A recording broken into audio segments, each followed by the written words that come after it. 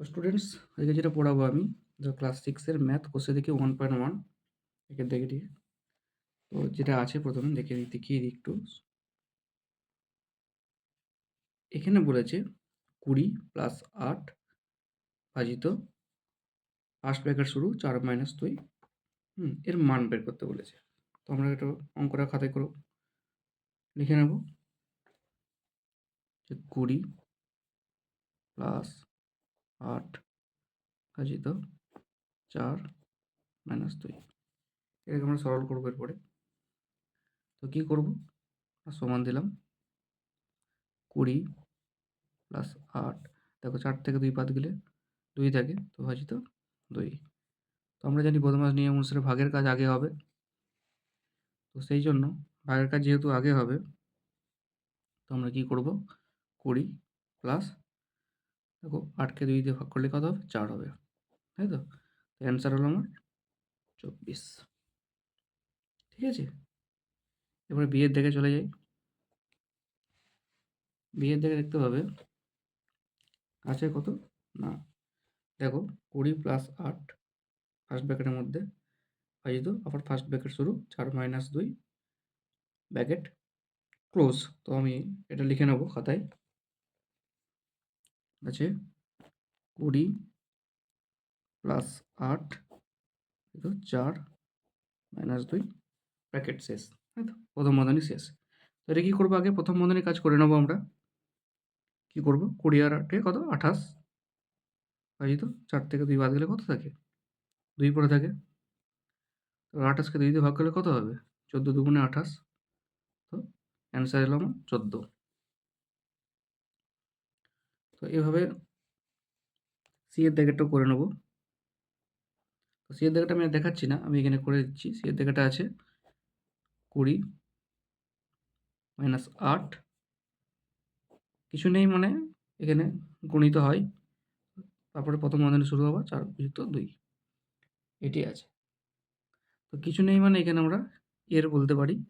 তো সমানের নিচে সমান দিলাম, তো কী হবে, 20 থেকে 8 বাদ দিলে কত থাকে, 12। কিছু নেই মানে গণিত, এটাকে আমরা এর বলে দিলাম। এর বলে দেওয়ার পর 4 থেকে 2 বাদ দিলে কত থাকে, 2 থাকে। তাহলে 12 এর 2 এর সব মানে কি গুণ, তাই তো। তাহলে 12 দুগুণে কত, 24। 24 আমার অ্যান্সার হয়ে গেল। এরপর চলে যাই ডি এর দাগে।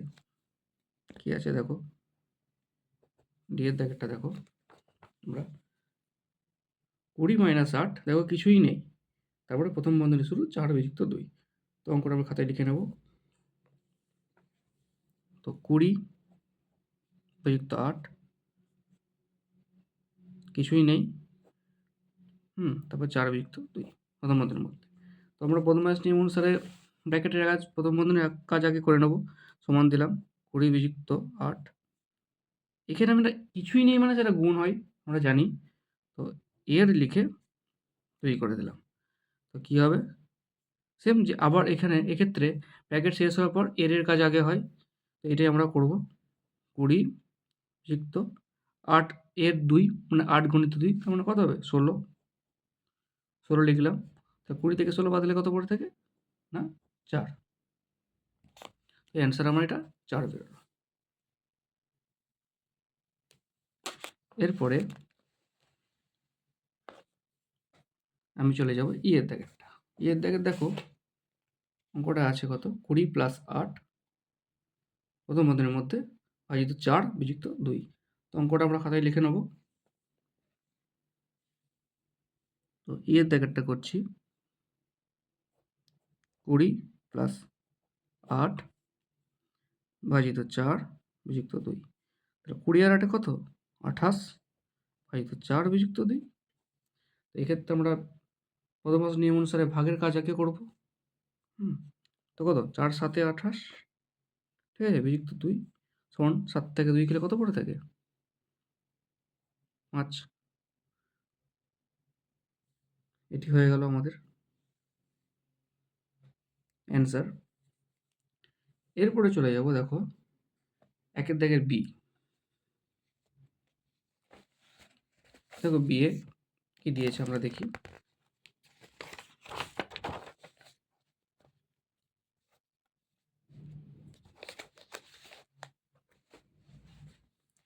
একের দাগের বি, তাই তো? তো বি এ কি আছে আমরা দেখে নেব। দেখো বলেছে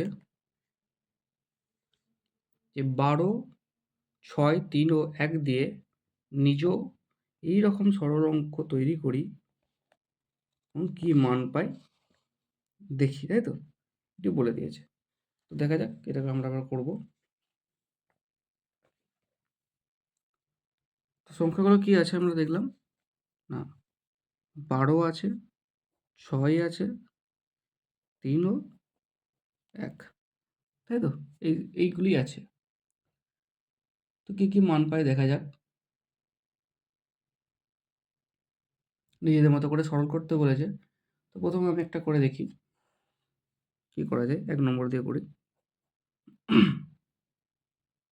না, 12 যুক্ত 6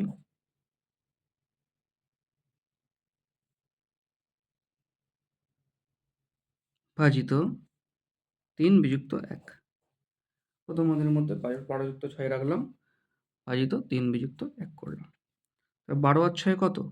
18, ভাজিত 3 থেকে 1 গেলে 2 পড়ে থাকে, 2 9, 18, একটা অ্যান্সার হয়ে গেল। এখন যদি আরও একটা করব মনে করি, আরও একটা করা যাবে। নিজেদের মতো করে সরল করা যাবে। 12 বিয়োগ 6 কিছু না দিয়ে প্রথম পদের মধ্যে 3 - 1, কিছু নেই মানে এখানে গুণ হবে। তো স্বাভাবিকভাবেই 12 বিযুক্ত 6 এখানে আমরা এর লিখতে পারি। 3 থেকে 1 বাদ দিলে কত থাকে? 2 থাকে। সমান দিলাম, সমানের নিচে সমান দিয়ে 12 বিযুক্ত 6 এর 2 মানে কত? 12 সমান 0, অ্যান্সার। এরকম আরও একটা করতে পারি।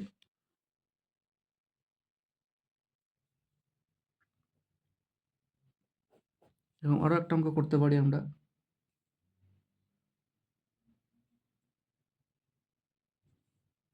যে 12 যুক্ত 6 ভাজিত 3 বিযুক্ত 1, এরকম করা যেতে পারে। তো প্রথমে কি হবে? প্রথম বন্ধনীর কাজ হবে আমাদের 12 যুক্ত 6 ভাজিত 2। এরপরে কিন্তু আমরা বদমাশ নিয়ম অনুসারে ভাগের কাজটা আগে করব। তো 12 যুক্ত 6 থেকে 2 দিয়ে ভাগ করলে কত হবে? 3 হবে। স্বাভাবিকভাবেই 12 আর 3 এ 15। তো এইভাবে আমরা করতে পারবো। ঠিক আছে? তো এতদূর পর্যন্ত এরকম আমরা করলাম। হুম?